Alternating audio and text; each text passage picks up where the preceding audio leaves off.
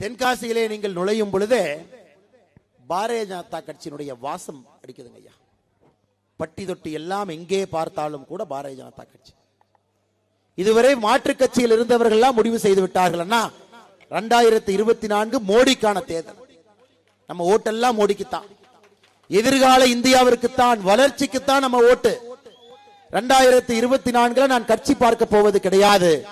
எல்லோரும் எங்களுடைய வாக்கு மோடி அவர்களுக்கு பாரதிய ஜனதா கட்சி மூலமாக செலுத்துகின்றோம் என்பதில் ரொம்ப தெளிவாக இருக்கின்றார்கள் சகோதர சகோதரி. தமிழ்நாட்டில் எங்கே எல்லாம் இதை பார்க்கின்றோனோ அதை விட அதிகமாக தென்காசியில பார்க்கிறோங்க ஐயா. எல்லா இடத்திலும் ஊரே அப்படியே முறுக்கேற நிற்கிறது.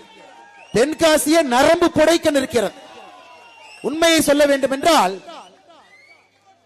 தென்காசி மக்களுடைய பாரம்பரியம், தென்காசி மக்களுடைய வரலாற்றினுடைய மீட்சி, தென்காசி மக்கள் 500 ஆண்டுகளாக எப்படி தனித்தன்மையாக வாழ்ந்தார்களோ, ஆங்கிலேயர்கள் காலத்தில் தென்காசியில் வாழக்கூடிய சில சமுதாய மக்களுடைய அடையாளங்கள் அளிக்கப்பட்டதோ அந்த அடையாளங்களை எல்லாம் மீட்டு பாரத பிரதமர் நரேந்திர மோடி அவர்களை கொடுத்திருக்கிறாங்க. தென்காசியில் இருக்கக்கூடிய எல்லா மக்களும் கூட தன்னுடைய கலாச்சாரத்தினுடைய அடையாளத்தை மீட்டெடுத்து கொடுத்ததற்காக நேர்மையான ஒரு அரசியல் இந்திய ஜனநாயகத்திலே செய்ய முடியும் என்று காட்டியதற்காக இங்க இருக்கக்கூடிய இளைஞர்கள் தமிழ்நாட்டினுடைய ஏதோ ஒரு பகுதியில, எல்லை பகுதியில, ஓரத்தில் இருக்கக்கூடிய மாவட்டமாக இருப்பதற்கு விருப்பம் இல்லை அவர்களுக்கு. தமிழ்நாட்டினுடைய மைய புள்ளியாக இருப்பதற்கு தென்காசி ஏங்கிக் கொண்டிருக்கிறது. சுற்றுலாவாக இருக்கட்டும், இயற்கை வளமாக இருக்கட்டும், எதுவும் பஞ்சமில்லாமல் ஆண்டவன் அள்ளி கொடுத்த ஒரு பூமி தென்காசி. அகத்திய முனிவர் தன்னுடைய பாதங்களால் நடந்த ஒரு அற்புதமான மண் தென்காசி.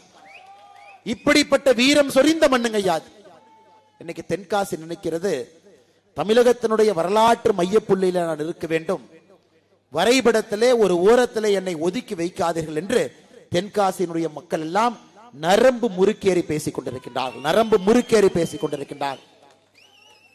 ஐயா, எதற்காக இதை நான் திரும்ப திரும்ப சொல்றேன் ஐயா, 70 ஆண்டு காலமாக திராவிட அரசியல்ல தென்காசிக்கு வளர்ச்சி வரலைங்க ஐயா.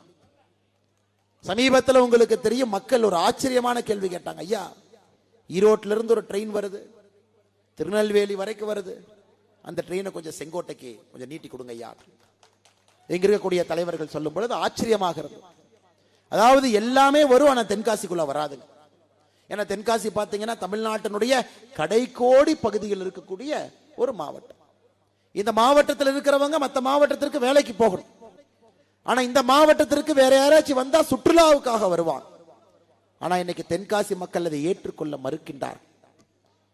கலாச்சாரத்தினுடைய அடையாளத்தை மீட்டெடுத்து கொடுத்த நரேந்திர மோடி அவர்கள் தென்காசியை ஒரு வளர்ச்சி நகரமாக மாற்றி கொடுக்க வேண்டும் என்பதற்காக 2024 தேர்தலில் நீங்கள் நரேந்திர மோடி அவருடைய பக்கம் நிற்கின்றீர்கள் என்று எங்களுக்கு தெரியும் சகோதர சகோதரிகள். இன்னைக்கு தென்காசிக்கு இருக்கக்கூடிய எல்லா பிரச்சனைகளுக்கு தீர்வு என்னன்னாங்க ஐயா, வளர்ச்சியை இங்கே கொண்டு வர வேண்டும், தொழிற்சாலைகளை இங்கே கொண்டு வர வேண்டும். ஒரு ட்ரெயின் மட்டும் நீடிச்சு அதை செங்கோட்டையோ தென்காசியிலோ நிறுத்துறதுல பாரதிய ஜனதா கட்சி சமாதானமாக போது கிடையாதுங்க ஐயா. இங்கே லட்சக்கணக்கான வேலை வாய்ப்புகளை தென்காசியில் உருவாக்கும். ஏதோ ஒரு ஸ்ரீதர் வேம்பு அமெரிக்கால பெரிய நிறுவனத்தை நடத்தியவர், அதெல்லாம் வேண்டாம் என்னுடைய சொந்த ஊருக்கு போறேன்னு தென்காசிக்கு வந்து அவர் போராடி, மாநில அரசுக்கு எதிராக போராடி இங்கே ஒரு நிறுவனத்தை நடத்தி தென்காசி பகுதி மக்களுக்கு வேலை கொடுத்து கொண்டிருக்கின்றார். எங்களுக்கு ஐயா பாரத பிரதமர் நரேந்திர மோடி அவருடைய கனவு 100 ஸ்ரீதர் வேம்புகளை தென்காசியிலே உருவாக்க வேண்டும் என்று நினைக்கின்றோம். லட்சக்கணக்கான மக்களுக்கு இங்கே வேலை வாய்ப்பை உருவாக்க வேண்டும் என்று நினைக்கின்றோம். தமிழ்நாட்டினுடைய மைய புள்ளியாக வளர்ச்சியில முதன்மை மாவட்டமாக தென்காசி இருக்க வேண்டும் என்று நினைக்கின்றோம். அப்படிப்பட்ட அருமையான மக்களுங்க ஐயா, அருமையான மக்கள். ஒரு எளிமை, அவர்களுடைய சிரிப்பு, இந்த மக்களுக்கு இயற்கையாகவே ஆன்மீகம். ஒரு பெண்களை பார்த்தா திருநூறு இல்லாம தென்காசி மாவட்டத்தில் நான் ஒரு தாய்மாரை சகோதரியை பார்த்ததே கிடையாது. கையிலே ஒரு குழந்தையை கொண்டு வந்தாலும் கூட 3 திருநூறு பட்டையை வைத்துதான் அந்த குழந்தையை கொண்டு வருவாங்க.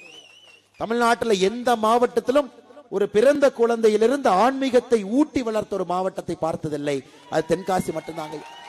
அதனால்தான் வாய்ப்பு கிடைக்கும் பொழுதெல்லாம் தென்காசிக்கு ஓடி வருகின்றோம். இங்க இருக்கக்கூடிய சரித்திர புகழ்பெற்ற கோவிலாக இருக்கட்டும், வரும் பொழுது ரத வீதியிலே நடந்து வந்தோம். நம்முடைய சங்கர நாராயண பெருமானுடைய அருளை பெற்று அம்மையார் கோபதி அம்மாள் அவருடைய அருளை பெற்று ரத வீதியிலே நமக்கு நடந்து வருவதற்கு ஒரு வாய்ப்பு.